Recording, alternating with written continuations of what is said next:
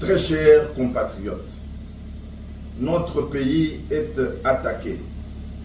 La République démocratique du Congo est victime d'un complot international.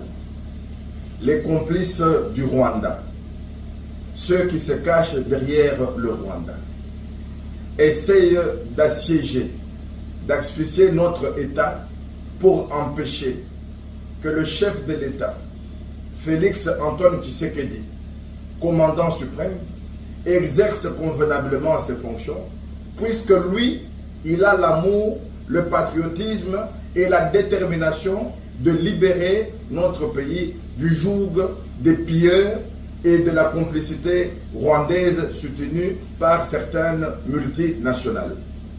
Voilà pourquoi il faudrait retenir le point suivant.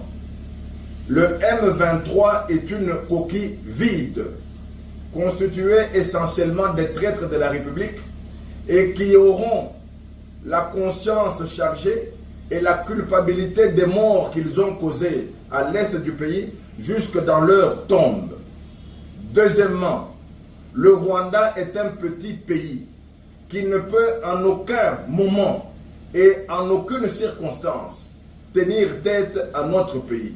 Le Rwanda est soutenu par des multinationales, par les puissances de ce monde, pour piller nos ressources minières, pour exploiter le peuple congolais qu'ils ne considèrent pas comme humain, puisqu'ils voudraient le tuer.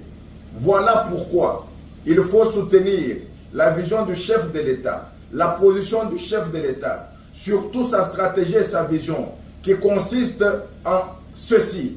Chef de l'État, en tant que père de la nation, en tant que bon père, ne peut accepter que dans sa maison où ses enfants sont, il ne peut accepter que des gens remplis de grenades viennent s'exposer et s'exploser dans la maison. Voilà pourquoi il a pris la décision. Il a pris la décision de ne pas créer un bain de sang à Goma, de prendre les éléments en place, c'est-à-dire les attaques effectuées par l'armée rwandaise. Il n'y a pas de M23, c'est une coquille vide. Les Rwandais sont des génocidaires. Ils ont tué chez eux, à l'époque, souvenez-vous, 800 000 à 1 million de personnes. Ces génocidaires veulent venir chez nous pour créer un autre génocide, tuer les Congolais. C'est cela que le chef de l'État ne souhaite pas en tant que père de la nation.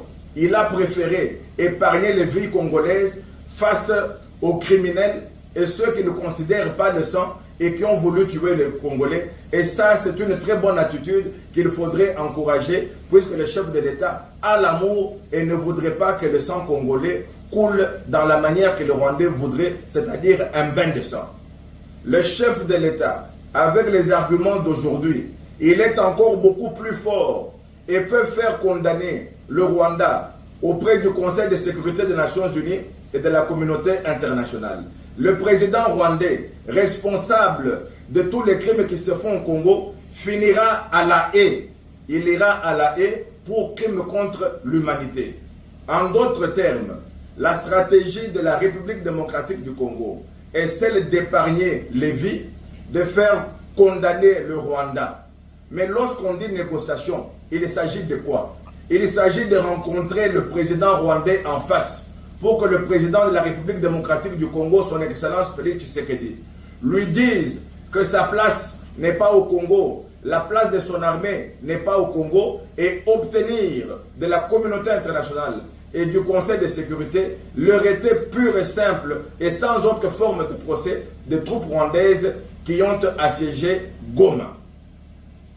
Très chers compatriotes, il est temps qu'on s'unisse, qu'on se mette comme fils d'une seule nation, qu'on arrête les guerres égoïstes et de la politique inutile.